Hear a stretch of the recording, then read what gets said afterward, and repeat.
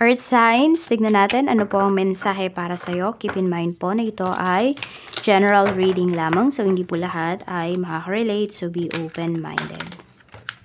Sa mga hindi pa po nakasubscribe dito sa ating channel, please subscribe na po kayo and pa-like na din po ng ating video.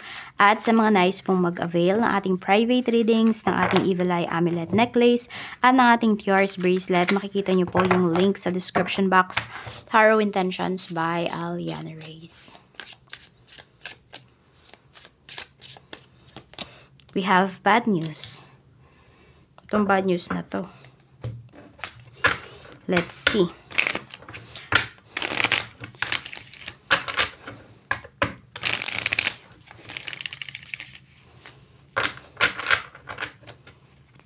Baka umaga pa lang disappointed na yung iba sa inyo. Baka meron dito, uminom kayo ng kape or nagtimpla kayo ng kape. Nagmamadali kayo sa pag-inom, na paso-paso pa yung iba sa inyo. Okay, ayan o. May anxiety ba yung iba sa inyo? Meron dito pwedeng hindi matutuloy na lakad. So parang bad news yun sa inyo kasi pwedeng namimiss nyo na yung taong to eh. Matagal nyo siyang hindi nakita tapos hindi pa matutuloy yung lakad ninyo. Minsan na nga lang kayo magplano. Tapos hindi pa natuloy. So iba sa inyo, disappointed. A bit disappointed kayo ngayong araw na ito. So we have the Fool. So ayan, siguro meron din dito. Gusto nyo kasing, magliwaliw. Gusto nyo munang magmuni-muni. Kaya lang hindi pa natuloy. So, ayan. Baka aalis pa rin yung iba sa inyo. Lalakad kayong mag-isa. Parang, okay, sige. Kung wala ka makakasama, ikaw na lang. We have 5 of Cups. May regrets dito. Ano tong regrets ninyo? Okay, ano tong nagpapakabagabag sa inyo? 7 of Cups. Okay. Siguro ganito, may mga opportunities kayo na tinanggihan nyo noon, bumalik sa inyo, tas ngayon nyo lang inaccept. Kaya lang kasi pwedeng hindi na ganun kaganda yung flow na nangyayari. So, nagsisisi yung iba sa inyo kasi bakit hindi nyo pa nun tinanggap? Bakit ba nagpabebe pa yung iba sa inyo? Bakit ba conflict noon? So, may pagsisisi po dito. Okay? Pero bago tayo magpatuloy, ayan, para saan nga ba ang ating Tiares Bracelet at ang ating Evil Eye Amulet. Okay, ang ating Tiares Bracelet po ay pampabalance din po yan ng ating chakras. Okay, at ang ating mga products po ay pampaswerte po yan sa love life, sa career, sa business, sa health, sa sugal. Pwede rin use it moderately. Saan pa ba? Pangontra po yan sa kulam, sa barang, sa mga nanunumpa sa inyo, sa mga nag-evil eye, in short, sa mga psychic attacks ba. Tapos, pangontra din po yan sa aksidente. So, if you are interested po, message na lang po kayo sa ating Facebook page. Directly po kayo mag-message, okay?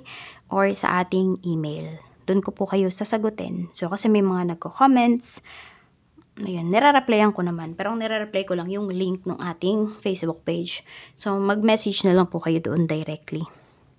Tapos, open tayo for international shipping. Okay? So, back to our reading.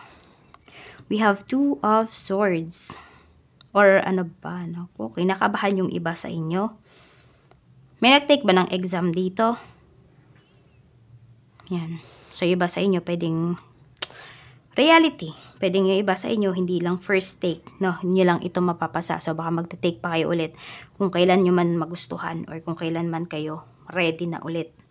Baka may bumagsak dito, in short. We have Page of Pentacles. Yun, parang natatanong mo yung sarili mo, ano ba yung nagawa mong mali? Nag-review ka naman. So, minsan kasi, di ba, baka hindi talaga para sa'yo. Okay, nire-redirect ka. Yung rejection na yun, nire-redirect ka sa mas magandang opportunity na para sa'yo. Baka ngayon, hindi pa ito yung time para harapin mo yung exam na yan, para maging lisensyado ka. Kung ano man yung exam na yan, ano man yung course na tinake mo. Yan. Or meron dito, 2 offer sa'yo ng trabaho, hindi mo na alam kung ano ba yung tatanggapin mo. We have Wheel of Fortune. Okay, so do not lose hope daw, no? Yung iba sa inyo. Baka nag-overthink lang yung iba sa inyo. Diba? Pero ayan o, may blessing po na paparating sa'yo. Big blessing to. Ayon sa'yo yung mga pagkakataon. We have 5 of Swords. Pero mag-iingat ka. Kasi may mga traitor talaga sa paligid mo. Earth signs. Baka di mo namamalayan.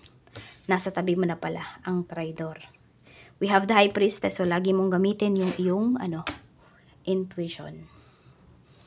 Intuition, okay? So, kahit wala ka pang, alam mo yun, yung intuition mo, kahit wala ka pang nakikita na red flag coming from that person.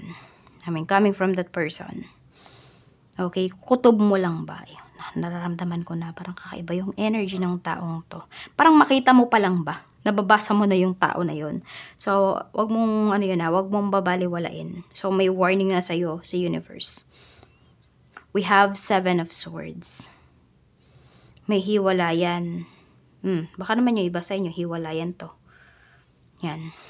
May makikipaghiwalay sa'yo. Kasi nalaman, or ikaw yung makikipaghiwalay kasi nalaman mo, nagloloko yung person mo. We have Queen of Wands. May iba pala, hindi lang pala ikaw. We have Justice. Okay. So, meron naman dito parang pinaglalaban ninyo is about trabaho kasi. With this energy. Parang meron kayong ginagawa kasi para sa trabaho. Ayan, meron kayong it's either pinag-uusapan to. We have the Star. Okay, merong hiwalayan, pero meron din ako nakikitang balikan kasi dito eh. May pagbabalikan din na pinapakita. We have Knight of Pentacles. Okay.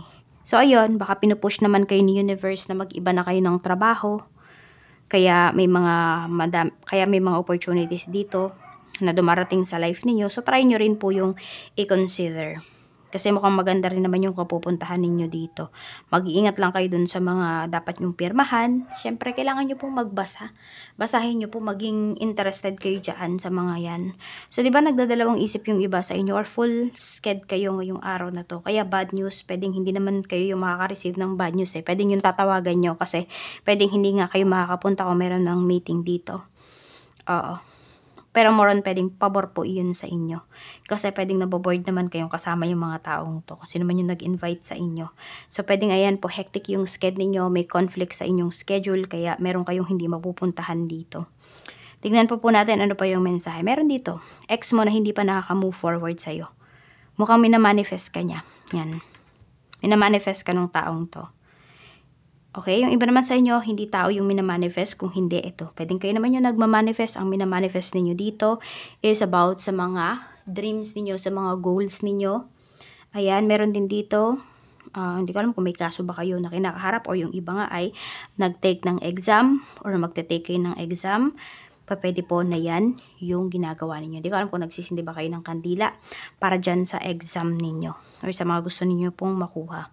Tignan natin ano pa yung mensahe. Okay. So, ayun lang. Maging mapanuri lang talaga kayo dito pagdating sa mga opportunities na gagawin nyo. Kasi minsan, di ba, nasa mas maayos ka na pala nakalagayan. Hindi mo lang nakikita, hindi mo lang nararamdaman. Bakit? Kasi kino-compare mo sa iba. Kino-compare mo sa dati mong trabaho. Kino-compare mo sa, sa trabaho ng kaibigan mo. Diba? Pero pag lumipat ka pala, mas worse pa yung mararanasan mo. Kaya mag-iingat kayo dito sa mga decision po ninyo, no? Pagdating sa inyong trabaho. Pagdating dito sa mga pipiliin ninyo. Or ayan, kunwari, may ex kayo. Pero may ex kayo, tapos may karelasyon na kayo ngayon. Maayos naman yung relasyon ninyo. Diba? Tapos bumalik lang yung ex mo, nakipagbalikan ka, iniwan mo yung isa. So, alam mo yun, baka magsisi po kayo.